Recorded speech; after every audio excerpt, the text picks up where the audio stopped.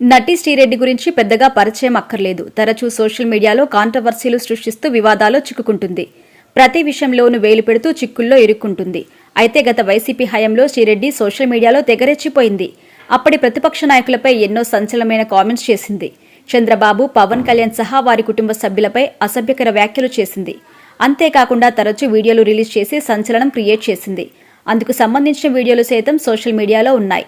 అంతేకాకుండా 2024 ఎలక్షన్ టైంలో జగన్ సీఎం అంటూ మళ్లీ జగన్ సీఎం అయితే ఒక్కొక్క ప్రతిపక్ష నాయకుడికి తాట తీస్తా అంటూ కూడా వీడియోస్ చేసింది. అయితే రాష్ట్రంలో కూటమి ప్రభుత్వం ఏర్పాటవడంతో సోషల్ మీడియాలో పత్తా లేకుండా పోయింది. ఇటీవల సంచలన పోస్టు పెట్టింది. ఏపీలో అసభ్యకర పోస్టులు పెట్టిన వైసీపీ కార్యకర్తల్ని పోలీసులు అరెస్ట్ చేస్తున్నారు. దీంతో కాస్త వెనక్కి తగ్గిన శ్రీరెడ్డి సోషల్ మీడియాలో ఒక వీడియో రిలీజ్ చేసింది. ఈ మేరకు CM Chandrababu, deputy CM Pawan Kalyan, హోంమంత్రి అనిత, మంత్రి నారా లోకేష్తో పాటు వారి కుటుంబ సభ్యులు తనని క్షమించాలని కోరింది.